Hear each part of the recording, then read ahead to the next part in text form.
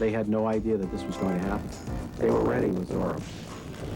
They flooded the market with everything from wallets to little figures to swords to whips, costumes, play sets, anything you could imagine. It was covered. Kids loved it. There were lunch boxes made by Aladdin, and there was the costume made by Ben Cooper. Matter of fact, the Ben Cooper company said that the costume was their biggest selling costume ever. It outstripped all the other costumes by 60%. And there were the chalk-tipped swords. Empire Plastics made some little swords that had chalk on the end to make the sign of the Z. There were Z's everywhere. Visitors to Disneyland got to see Zorro in person. Guy Williams made appearances along with his rivals from the show, including Britt Lomond, who played Montesario. One of the things Disney was very, very into was personal appearances. He said it's not only important to do a good job on the show, but you got to go out and plug it. And we went out and we plugged it. And one of the places we plugged it was we went out to Disneyland. And there we did a fencing routine on the old steamboat. And then a guy was supposed to jump on his horse and ride away.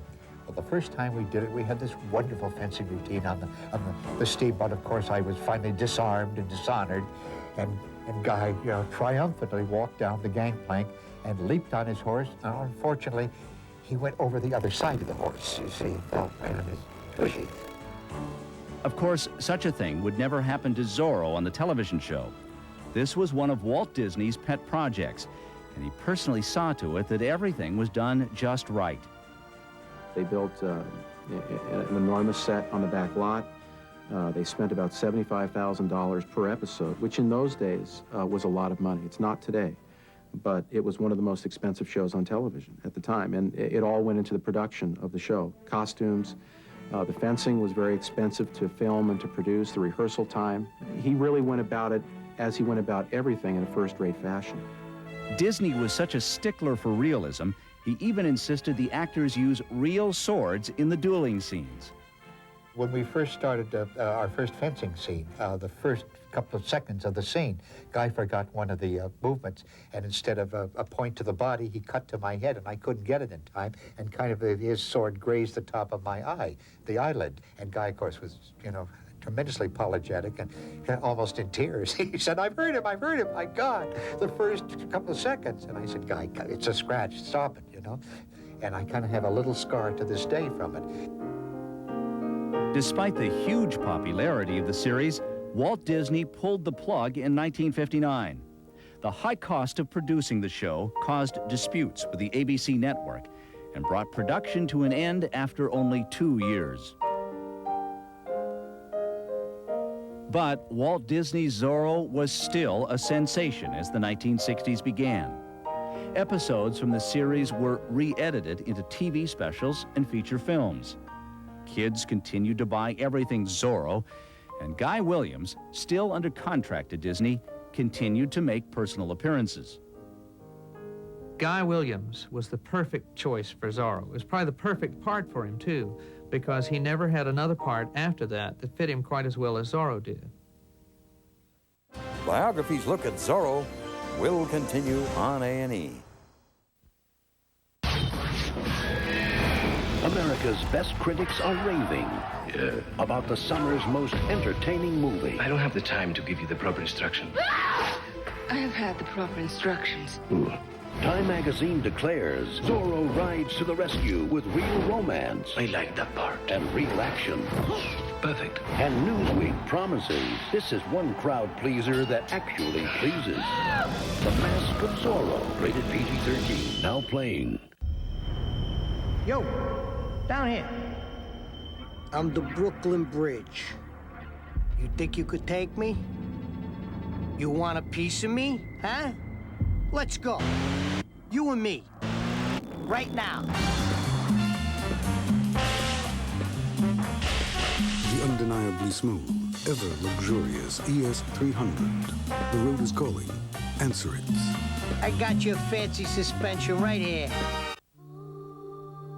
Before people, before cities, it was clear, untouched, new. It can be new again with Brita.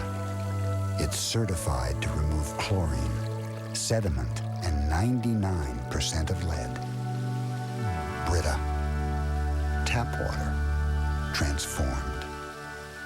Meet the doctors. He's seizuring. Witness the drama. He's not doing well. And get a rare glimpse. Oh, shoot.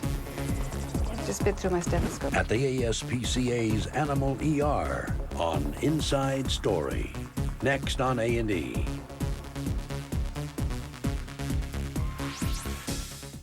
Fallen Idol on an all-new Silent Witness. Sunday at 8 Eastern, 9 Pacific on A&E.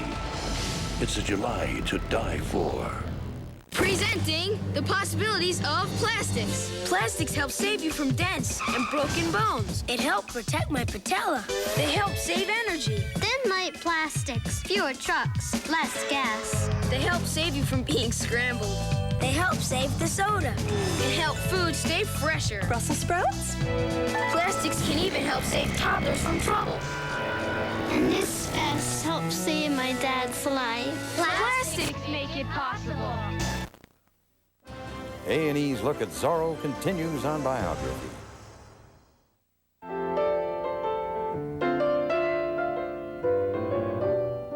Disney's Zorro series, which had created a sensation just a few years earlier, disappeared from American television when plans to re-release the series in the mid-1960s never materialized. But Disney released the show in other countries, and Guy Williams' Zorro continued making his mark on foreign audiences. Guy began to get requests to go to different places at when they would have their peak time, when ratings week.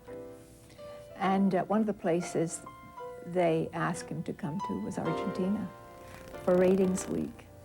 And he started going down there and loved it. He went alone the first time and he came back and he said, "You won't believe what happened down there." The airport must be 30 or 40 miles from the city, and completely all the way along the route, just throngs of people watching the cargo, watching him go by. And you'd go into a restaurant and the entire restaurant would stand and applaud over many, many strange experiences like that. Guy Williams, who once tried to shed his Zorro image for fear of being typecast, moved to Argentina where he could be Zorro forever. He continued to make personal appearances, sometimes joined by a thinner Henry Calvin, who played Sergeant Garcia. Back in the United States, The Mark of Zorro was remade yet again in 1974 as a television movie starring Frank Langella. But lightning wouldn't strike 3 times, and the film did little to further Langella's career. Humor had always played an important role in the Zorro tales, but in 1980, the first Zorro spoof appeared. George Hamilton, Lauren Hutton, and Brenda Vaccaro starred in Zorro the Gay Blade.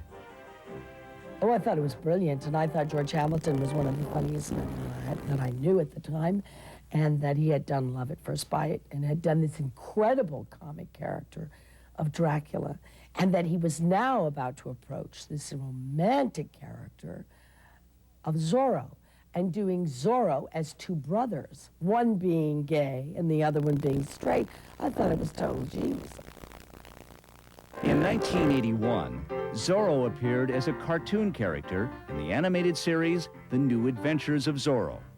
Of all of the American versions of the character, this marked the first time Zorro, or at least his voice, was played by someone of Hispanic heritage, actor Henry Darrow. Darrow got his chance to play a live-action Zorro in Disney's Zorro and Son, a situation comedy that aired briefly in 1983. The series featured Bill Dana in the role of Bernardo and Paul Regina as Zorro's son. Zorro and Son was Zorro's getting on in years. He has a son who doesn't know he's Zorro, and he sent that son away to Spain to go to university. So now Zorro I think what happened was that I come back from university and I discover my father's Zorro. You, Zorro? So he passes on the legacy. Well, the fact that that it was Zorro at the age of 50, which was my age at the time, it was Zorro whose feet hurt, my feet hurt. His back could go out of whack. My back could go and did on occasion on the show. So, Zorro grows too old, does he? Whatever I have lost in youth, senores, I have gained in wisdom.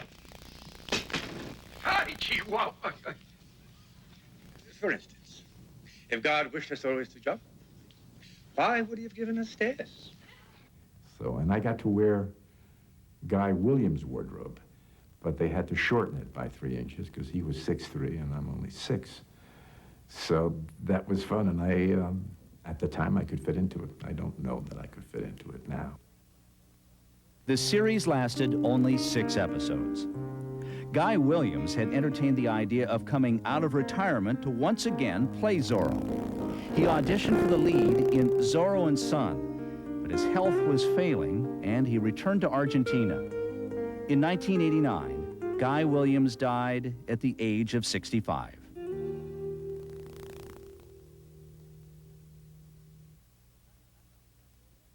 In 1990, the torch was passed as the new Zorro television series debuted with Duncan Regehr in the title role. Zorro, it's an actor's dream to play. You get to do all those things you wanted to do as a kid. You play with swords and run around with, well, maybe not the girls so much, but, you know, you do get to do the sword fights and ride horses and make believe. It's lovely.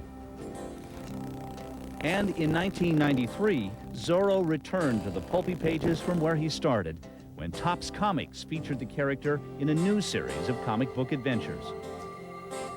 I think Zorro is such a good subject for comic books because he's such a visually dynamic character. He's not a cruel man. He should never have a really mean, cruel look to him. But he looks so great when he's riding across the landscapes, when he's riding in the mountains, or when he's coming up to those haciendas. I love to see Zorro creeping over those terracotta rooftops. If somebody told me when I was a kid that one day I would be writing Zorro, I could not have computed that. I would have just gone, what are you talking about? I mean, that would be impossible. Why would someday somebody pay me cash money to write about Zorro? I love Zorro.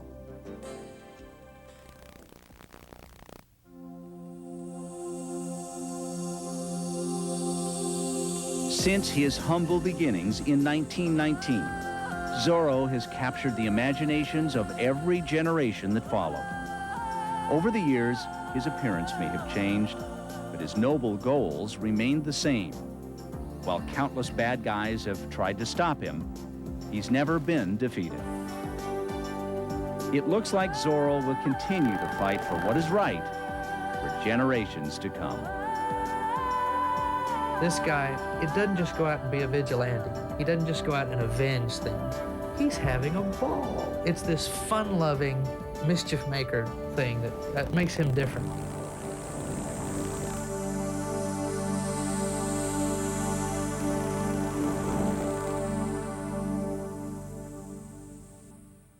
The latest version of Zorro with Anthony Hopkins and Antonio Banderas had to overcome some serious obstacles before making it to the screen this past weekend. The original director left the project, and then the film was delayed to avoid competition with Titanic.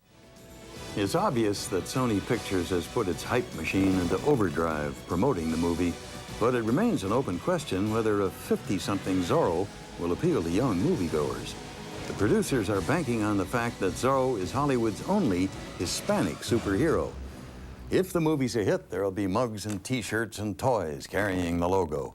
The marketing wizards are hoping the Mask of Zorro does for the letter Z what Malcolm did for X a few years back. Tomorrow, the world's greatest magician. David Copperfield has taken the art of illusion to a new level and scale. It has earned him acclaim, wealth, and the affection of a supermodel. That's David Copperfield, Friday on Biography. For A&E, I'm Peter Graves. Thanks for being with us.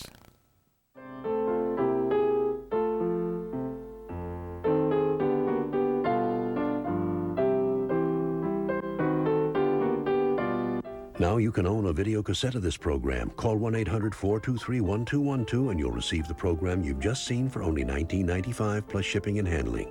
Call 1-800-423-1212.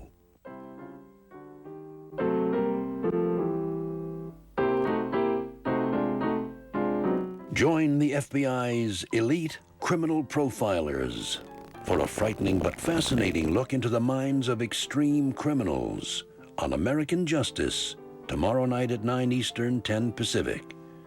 Now, Inside Story is next on A&E.